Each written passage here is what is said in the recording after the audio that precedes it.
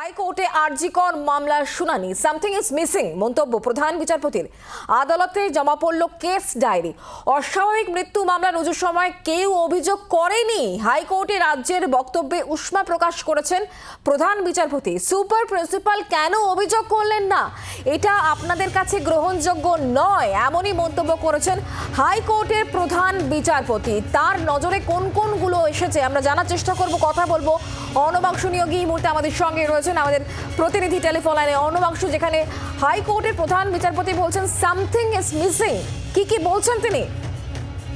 দেখো, সেটা হচ্ছে কলকাতা হাইকোর্টে আজকে কিছুক্ষণ আগে কেস ডায়েরি জমা পড়েছে। সেটা হচ্ছে একদমই যেই কেস ডায়েরি আদালত চেয়ে পাঠিয়েছিল, সেই কেস ডায়েরি দেখার আগেই আদালত বলতে চাইছে যে সামথিং ইজ মিসিং।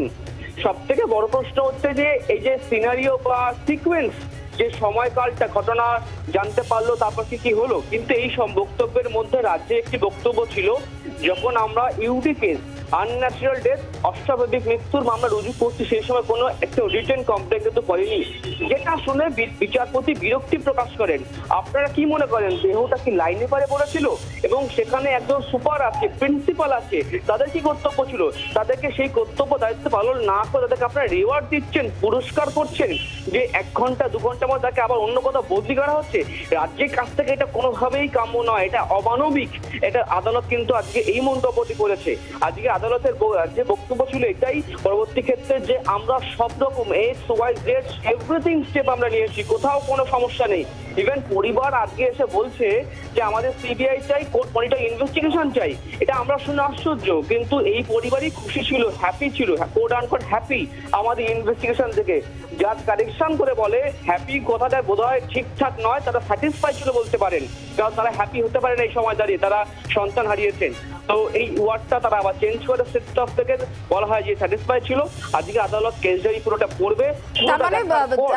তার মানে অর্ণবাংশু, সুপার এবং প্রিন্সিপালের ভূমিকা এই ঘটনার পর যেমনটা ছিল সেটা সন্দেহের ঊর্ধ্বে নয়, এটা কি বলতে চাইলেন বকলমে প্রধান বিচারপতি?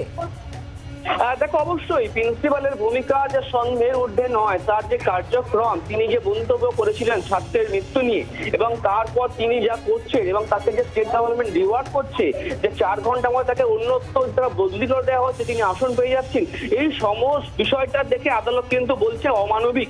এবং চার্জশিট কেস ডায়েরি দেখার আগে আদালত মনে করেছে যে সামথিং ইজ মিসিং, অর্থাৎ পরিবার বলছে, মামলাকারী অন্য আইনজীবীরা বলছেন যে এই কাজটা একার পক্ষে করা সম্ভব নয়, যেটা কিন্তু পিএম এর রিপোর্ট থেকে আমরা জানতে পারছি। সুতরাং সেই জায়গায় দাঁড়িয়ে আদালত বলছে সামথিং ইজ মিসিং।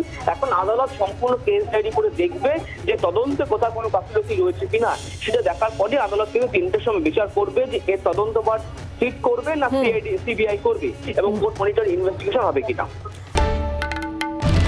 বাংলার আওয়াজ, বাঙালির আবেগ, জি 24 ঘন্টা।